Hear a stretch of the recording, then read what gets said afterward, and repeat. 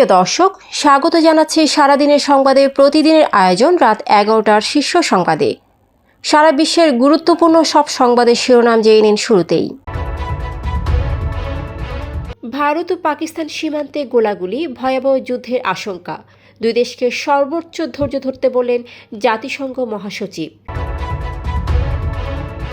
যুদ্ধ হলে ভারতকে সমর্থন করবে ইসরায়েল, পাশে থাকার বার্তা দিল যুক্তরাষ্ট্র।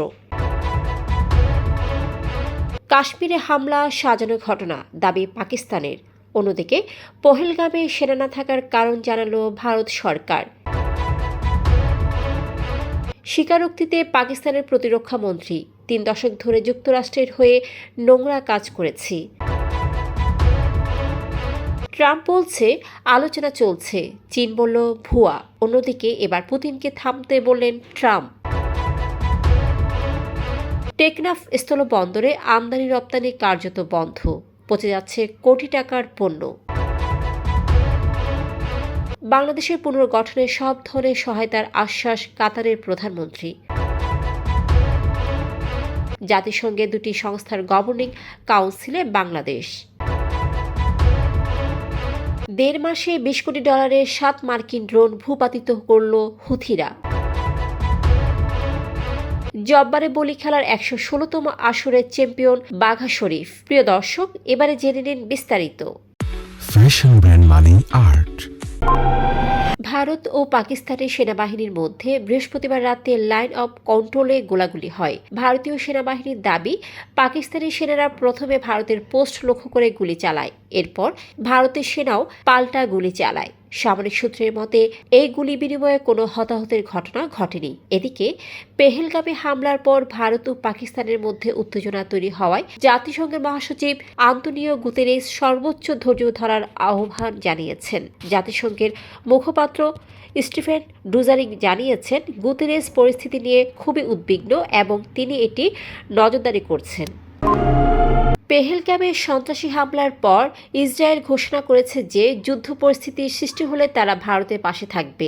ইসরায়েলের পররাষ্ট্র মন্ত্রণালয়ের মুখপাত্র ওরেন মারমোর স্টেইন বলেন, আমরা ভারতের পাশে আছি, এটি আমাদের নৈতিক অবস্থান। বন্ধু এভাবেই বন্ধুর পাশে থাকে। অন্যদিকে সকল সন্ত্রাসী কর্মকাণ্ডের তীব্র নিন্দা জানিয়ে ভারতের পাশে থাকার বার্তা দিয়েছে যুক্তরাষ্ট্র। কাশ্মীরে পেহেলগামে সন্ত্রাসী হামলায় জড়িতদের বিচারের আওতায় আনার আহ্বানও জানিয়েছে তারা। ভারত শাসিত কাশ্মীরে বন্দুকধারীদের হামলায় 26 জন নিহত হওয়ায় দুই দেশের মধ্যে উত্তেজনা বেড়েছে। ভারত পাকিস্তানকে দায়ী করলেও ইসলামাবাদ এটিকে সাজানো ঘটনা বলে দাবি করেছে। পাকিস্তানের প্রতিরক্ষা মন্ত্রী খাজা আসিফ হামলাকে পরিকল্পিত ও ফলস ফ্ল্যাগ অপারেশন বলে অভিহিত করলেও কোনো প্রমাণ দেননি। এদিকে হামলাস্থলে নিরাপত্তা বাহিনীর অনুপস্থিতি নিয়ে বিতর্ক তৈরি হয়েছে। ভারত সরকার জানায়, সাধারণত জুনে অমরনাথ যাত্রার আগে নিরাপত্তা মোতায়েন করা হয়, কিন্তু এবার এপ্রিল থেকে ট্যুর অপারেটররা অনুমতি ছাড়াই পর্যটক নিয়ে যাওয়ায় পূর্ব নির্ধারিত পরিকল্পনা বাস্তবায়ন হয়নি। বিরোধী নেতা রাহুল গান্ধী সহ অনেকে এ নিয়ে প্রশ্ন তুলেছেন। পাকিস্তানের প্রতিরক্ষা মন্ত্রী খাজা আসিফ স্বীকার করেছেন, দেশটি প্রায় 3 দশক ধরে কিছু সশস্ত্র গোষ্ঠীকে সহায়তা ও অর্থায়ন করেছে। ব্রিটিশ চ্যানেল স্কাই নিউজকে তিনি বলেন, আমরা যুক্তরাষ্ট্র ও পশ্চিমা দেশের জন্য, যার মধ্যে ব্রিটেনও রয়েছে, দীর্ঘদিন ধরে এই নোংরা কাজ করে এসেছি। এটি ছিল একটি ভুল এবং এখন আমরা তার পরিণতি ভুগছি। উপস্থাপক ইয়ালদা হাকিমের প্রশ্নে তিনি পাকিস্তানের এর দীর্ঘ ইতিহাসের কথা স্বীকার করেন। যুক্তরাষ্ট্র ও চীনের মধ্যে উচ্চ শুল্ক ইস্যুতে আলোচনা চলছে বলে দাবি করেছিলেন মার্কিন প্রেসিডেন্ট ডোনাল্ড ট্রাম্প। তবে তার বক্তব্যের কয়েক ঘন্টা পরই চীনা পররাষ্ট্র মন্ত্রণালয়ের মুখপাত্র গুয়ো জিয়াকুন এটিকে ভুয়া খবর বলে উড়িয়ে দেন। তিনি জানান, শুল্ক নিয়ে উভয় পক্ষের কোনো আলোচনা হয়নি। এদিকে যুক্তরাষ্ট্রের প্রেসিডেন্ট ডোনাল্ড ট্রাম্প ইউক্রেনে রাশিয়ার 9 মাসের মধ্যে সবচেয়ে প্রাণঘাতী হামলার নিন্দা জানিয়েছেন। রাশিয়া বুধবার রাতভর 215টি ক্ষেপণাস্ত্র ও ড্রোন দিয়ে কিয়েভ সহ ইউক্রেনে হামলা চালায়, যাতে কমপক্ষে 9 জন নিহত এবং 60 জনের বেশি আহত হয়েছেন। ট্রাম্প তার ট্রুথ সোশ্যালে পুতিনকে উদ্দেশ্য করে লিখেছেন, আমি এই হামলায় খুশি নই, এটি অপ্রয়োজনীয়। ভ্লাদিমির থামুন, প্রতি সপ্তাহে 5000 সৈন্য মারা যাচ্ছে, আসুন শান্তি চুক্তি করি। টেকনাফ স্থলবন্দরের আমদানি রফতানি কার্যক্রম প্রায় সম্পূর্ণ বন্ধ হয়ে গেছে। মূলত টেকনাফ মংডু সীমান্ত ও ইয়াঙ্গুন টেকনাফ রুটে রাজনৈতিক অস্থিরতা এবং আরাকান আর্মির নিয়ন্ত্রণজনিত কারণে। এতে প্রায় 5 কোটি টাকার রফতানিযোগ্য পণ্য, যার মধ্যে আলু ও সিমেন্টের মতো পচনশীল পণ্য রয়েছে, আটকে আছে এবং নষ্ট হওয়ার ঝুঁকিতে রয়েছে। ব্যবসায়ীরা ব্যাপক লোকসানের সম্মুখীন হচ্ছেন। টেকনাফ স্থলবন্দর রাজস্ব কর্মকর্তা মোহাম্মদ সোহেল উদ্দিন এ তথ্য নিশ্চিত করেন। কাতারের প্রধানমন্ত্রী শেখ মোহাম্মদ বিন আব্দুল রহমান বিন জসিম আল থানি বাংলাদেশ পুনর্গঠনে অন্তর্বর্তী সরকারের প্রধান উপদেষ্টা অধ্যাপক ডক্টর মোহাম্মদ ইউনূসকে সর্বাত্মক সহায়তার আশ্বাস দিয়েছেন। বৃহস্পতিবার দোহায় কাতারের প্রধানমন্ত্রীর কার্যালয়ে অনুষ্ঠিত এক বৈঠকে তিনি এই সমর্থন ব্যক্ত করেন।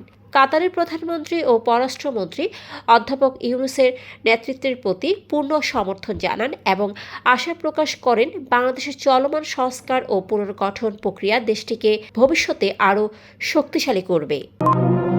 জাতিসংঘের অর্থনৈতিক ও সামাজিক কমিশনের 81তম অধিবেশনে বাংলাদেশ দুটি গুরুত্বপূর্ণ আঞ্চলিক প্রতিষ্ঠানের গভর্নিং কাউন্সিলে নির্বাচিত হয়েছে। থাইল্যান্ডের ব্যাংককে অনুষ্ঠিত এ অধিবেশনে Bangladesh Asia Pacific training centre on ICT for development এবং Asia Pacific centre for the disaster information ম্যানেজমেন্টের সদস্য হিসেবে 3 বছরের মেয়াদে নির্বাচিত হয়েছে।